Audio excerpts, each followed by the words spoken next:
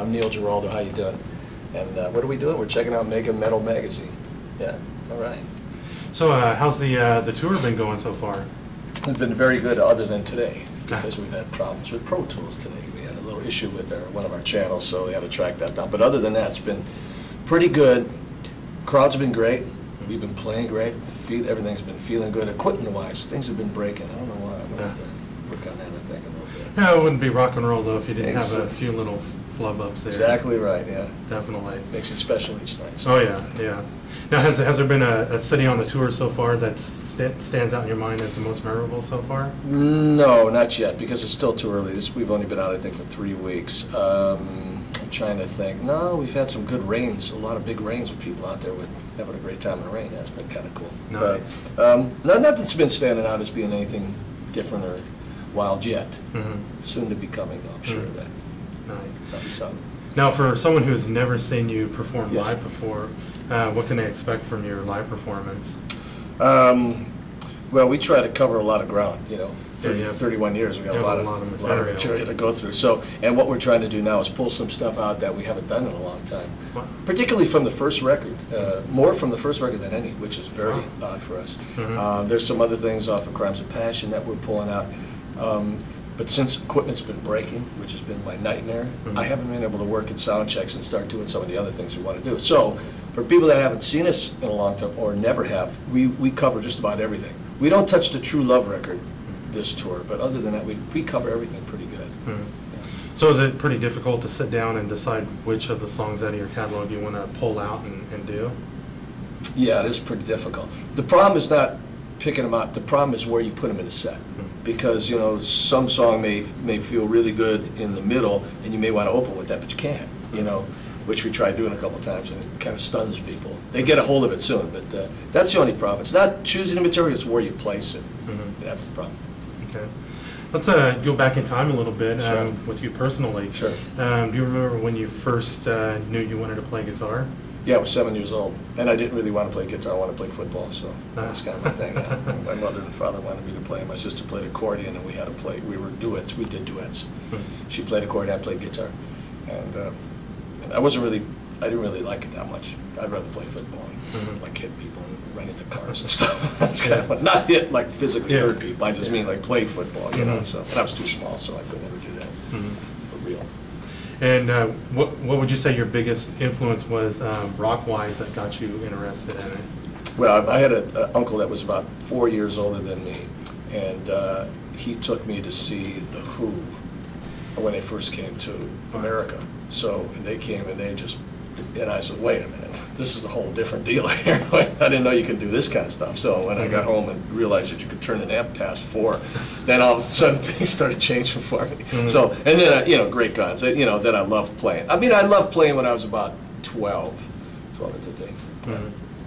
Now, do you remember the first time you ever formed a band? Yes. Do you remember what that was like and how that whole thing came about? Well, it was with my uncle, too, because he was a singer. Since he was always a little bit older than me, he put this band together, and I was on guitar and stuff. He used to sneak me into clubs, too, to go see Jeff Beck play at the La Cave in Cleveland. So, yeah, so he always had me around going to see Let's. I mean, everybody. When they first came to America, I don't know, I could be off with the dates. I'm thinking 67 or 68, maybe? Yeah, somewhere around there, yeah. Yep. Nice. Yeah. So what would you say your first real rock concert was? It was The Who? Was that it's your probably first The Who. official? I'm trying to think if it was The Who or... I think it was The Who, because they played at a place called the Music Carnival in Cleveland. And what it was as a teen... It was where... it was like a teen thing. I think it was a little bit in the afternoon, not so late at night. And they another band opened up from them, a local band. And The Who destroyed their equipment after 3 songs, so then the opening band let them use their stuff, and then they destroyed theirs too. Nice. That was pretty nice. Yeah, that was a good one. Nice. Yeah, it was really great. So that got me right there. I said, wait a minute, this is great. I love Pete Townsend. So did you go through the official taking guitar lessons, or did you try to pick some stuff up on your own? I took guitar lessons, and I didn't really enjoy them because all the guy did was he was good. He was a good teacher, but he would drink coffee, smoke cigarettes, and fart in this little room, you know. And that was pretty annoying. And I said, wait, this is killing me, you know. And I had to play songs like Old Man Joe and stuff. And I said, I really don't like this. So I stopped taking those lessons and just let the guitar kind of hang around. Then I just started playing it by myself. Mm-hmm. And then I just did that. So I basically self-taught. I really don't know that much about the instrument. I'm more about tone and songs that I just kind of let it go where it goes. It takes me, you know. Let's talk about your gear. What are you currently endorsing right now? I have, well, GMP is what I was using, their guitars when Gary Moline was with the company. Fender, I used Tellys. They make custom Tellys for me now with Bigsby's and stuff. So them. What else am I using? Yamaha. You get an input on those? Oh yeah, sure. Yeah. Oh yeah. They make them for me, and they're fantastic. I play them tonight. I have 4 or 5 of them. I switch. I have different tunings that I use, and some Yamaha acoustics, Guild acoustics. Nice. Those things, yeah, it's pretty good. What about effects and anything like that? I just use two Eventide pedals. One is a harmonizer and one is a delay. That's all. And I use a distortion unit that I use only for solos and only sometimes, not even that often. I like to control volume from my guitar. I don't like to use many pedals and things, you know. Nice. So you keep it pretty basic and straightforward. Yeah. When I used to play with Rick Derringer in the '70s, we had much more like racks of gear. But then after that, I just went more straight in, you know. And on the subject of like Rick Derringer, Sure. who are some of the other people you have played with through the years that have maybe had an impact on you musically? Oh, I don't know so much it had an impact on me musically, but it was a very funny thing. The only #1 song I've ever had was Jesse's Girl. That's I played guitar and all that stuff on there. But it's so funny. That's the only one. But I'd like to, you know, Stephen Bishop is kind of a weird thing to talk about, but this guy is such a great writer. And I did a session with him, and I thought it was one of the best things I've ever done outside of working with the wife and Rick and stuff. It was fantastic. But, you know, I bounce around playing other people's stuff every once in a while. But the Delaware, John Wayne, and that was kind of fun, too. Any future projects coming up with you doing anything solo or working with anybody else? A lot of stuff, a lot of ideas, but nothing that's concrete and ready to kind of go. You know, like there's a Christmas record I've been working on. There's an acoustic record that we're in the process of doing as well. Like, you know, some of the hits and stuff done quirky with percussion and weird acoustic stuff. You know, but quirky, weird. You know, with just inside stuff. And then I really like the sound of a B3 organ. I'm really liking this B3, one guitar, bass and drums. Like, I don't know why, something's really telling me that's a place to go with some. I don't know what it is, but some kind of electric record. And then I have a band called the New Sicilians, which is, you know, working on my heritage thing. I mean, I play accordion and mandolin and some guitar and stuff like that. So it's kind of fun, yeah. Pretty musically inclined with different instruments. So what would you say the oddest instrument that you know how to play is?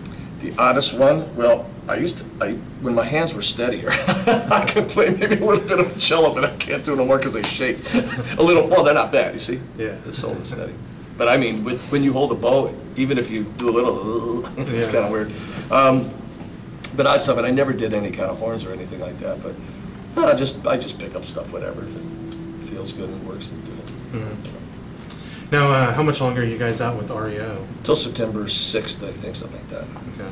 And do you guys have any plans set after the REO tour? Are you going to do any headlining or anything like that? We're going to Australia at the end of October, and and then once that's done, then that's finished, then I start doing everything else that I need to do.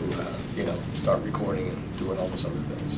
I got to get in the studio again. I built a house and I built a studio before I left. And I just didn't get all the gear in yet, so I'm kind of crazy. You know, when I get back, I really have to stay home and start working in there. You know. Come up. So I got something going on. Something's going to go on in there that's going to come out. I'm not exactly sure what, but there's going to be something interesting, I think. I feel good about it. Nice. Now, where can people find you on the internet? Do you have MySpace, Facebook? Oh yeah, yeah. We have what do we have? Facebook and Twitter, and we have all this stuff. Yeah, MySpace is. I think we have it under Benatar Giraldo stuff. Is that we have it under? Yeah. And we have a website that has been in construction for about 6,000 years. Eventually, we're going to get that up and running again. So we're just trying to get it so it has a different feel to it than it has been in the past. And there's a lot of stuff going on. It's just right now the touring thing has taken so much of our time that it starts up here. That's how I've always done it. And once I get a clear idea of what a record's going to be, I'll go in and jump in, but I don't have clear. It's there, but it ain't coming out yet. It's going to be. I'm excited about it. Yeah, Nice. It's going to be good.